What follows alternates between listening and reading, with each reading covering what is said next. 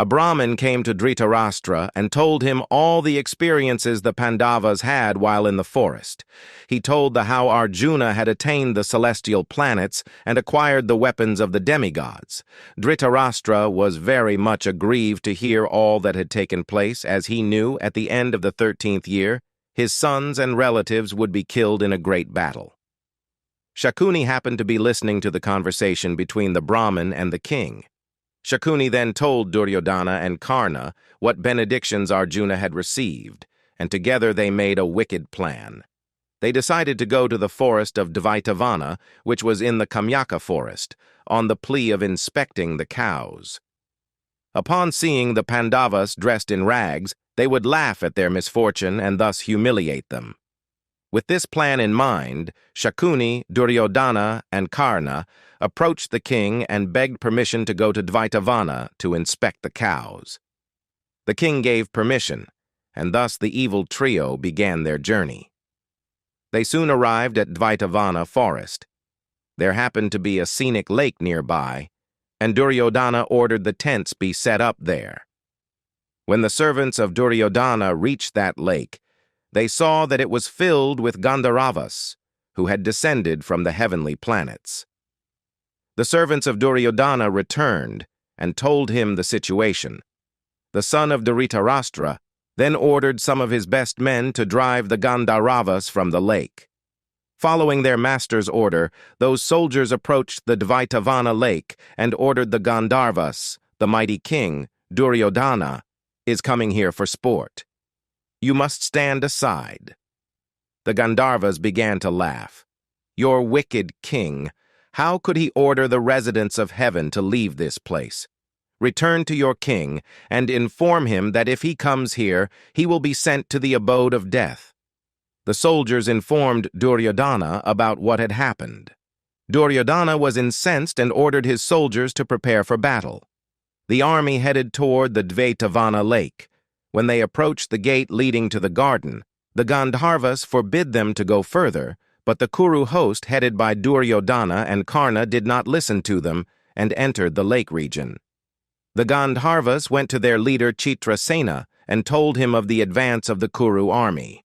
The Gandharva king ordered his men to attack the intruders. The Gandharvas then assaulted the army of Duryodhana, and seeing the Gandharvas rushing towards them with upraised weapons, the Kuru warriors fled the lake area. Karna alone stood and faced the enemy.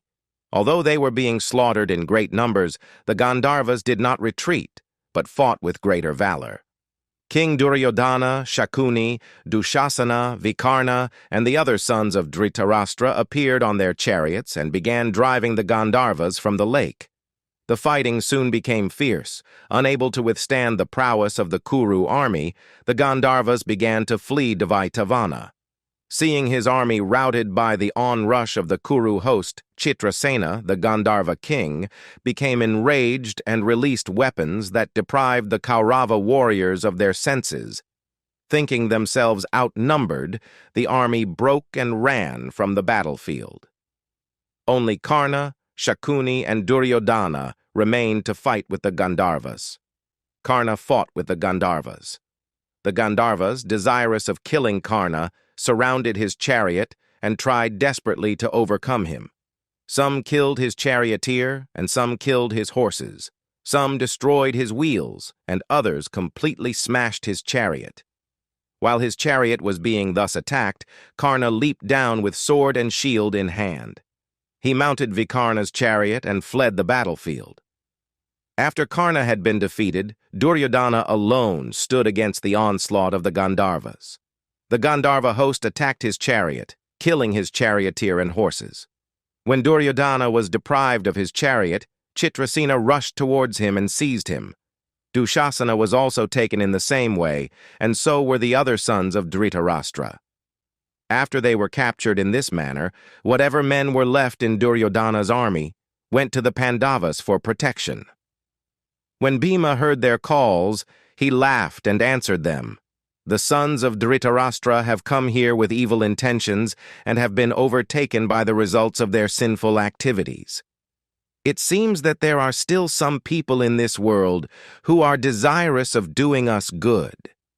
Yudhishthira corrected him. This is not the time for cruel words. When a kshatriya is approached with a helpless plea like this, who can refuse to give protection? Our cousins have been captured by the Gandharvas, as well as the ladies of the royal household. This is an insult to our family tradition. It cannot go down in the history of the world that the Kuru warriors were defeated. Let us take up our weapons and attack the Gandharvas. Hearing Yudhishthira's inspiring words, Arjuna, Nakul, Sahadeva, and even Bhima readied himself for battle. They approached the Gandharvas, ordering the release of Duryodhana. The Gandharvas refused, and a battle ensued. The Gandharvas attacked the chariots of the Pandavas in the same way as they had attacked the chariots of Karna and Duryodhana. However, by the use of his celestial weapons, Arjuna sent hundreds and thousands of Gandharvas to the abode of death. The Gandharvas could not approach the Pandavas' chariots, and as they were being slaughtered, they rose up into the skies to escape arrest. Seeing them fleeing, Arjuna covered them in a network of arrows, preventing their escape. The Gandharvas returned these arrows with thousands more. Chitrasena attacked Arjuna with his mystic illusions, but he was checked by the celestial weapons of Arjuna. Resorting to a curtain of mystic power, Chitrasena began to fight Arjuna with greater prowess. Partha, however, dispelled the mystic curtain by means of a weapon known by the name of Sabda Veda. When Chitrasena was exhausted in fighting, he revealed himself to his friend Arjuna. When Arjuna saw Chitrasena, he withdrew his weapons, and the other sons of Pandu also did the same. Arjuna then smilingly inquired of Chitrasena, "Why have you arrested the sons of Dhritarashtra, as well as their wives?" Chitrasena replied, "Knowing that you were in the forest, these sinful men have come here to laugh at you. Understanding their intentions, Indra has sent me here to capture Duryodhana and bring him to the heavenly planets for punishment. This wicked prince has now been put in chains, and if it is agreeable to you, I will take him to the presence of Indra." Arjuna replied, "If you wish to please us, then set Duryodhana free. This is the desire of our brother Yudhishthira." The lord of the Gandharvas was pleased with Yudhishthira's humility and returned to his abode. It was then seen by the Pandavas that Indra appeared over the battlefield and showered the dead soldiers with his nectar of immortality. This revived all the Gandharvas, who then returned to the heavenly planets. When Duryodhana had been released, he was very much ashamed, and Yudhishthira told him, "Never again try to make fun of anyone, for such acts will never bring you happiness. Please go back to your kingdom. I wish you well." With his head bent low in extreme humiliation, Duryodhana, along with his relatives, left the presence of Yudhishthira and went away.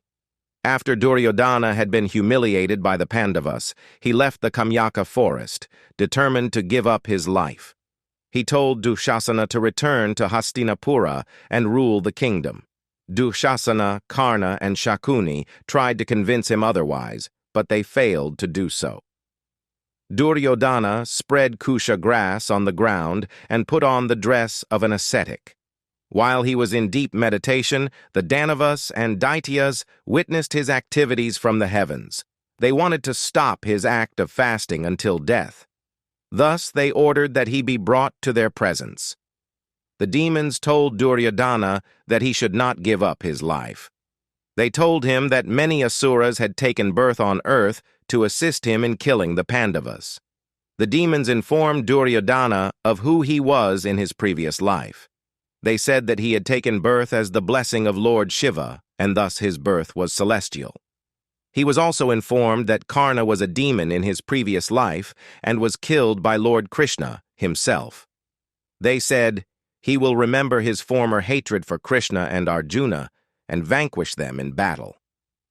After speaking to Duryodhana, they returned him to his place of meditation. He awoke as if from a dream and thought, "Now I will fight with the Pandavas and kill them." After this, he told Arjuna to ask for a boon, and Arjuna replied that he will ask for it some other time. Thus he went back to Hastinapura, along with Karna, Shakuni, and Dushasana, and thought nothing of his humiliation.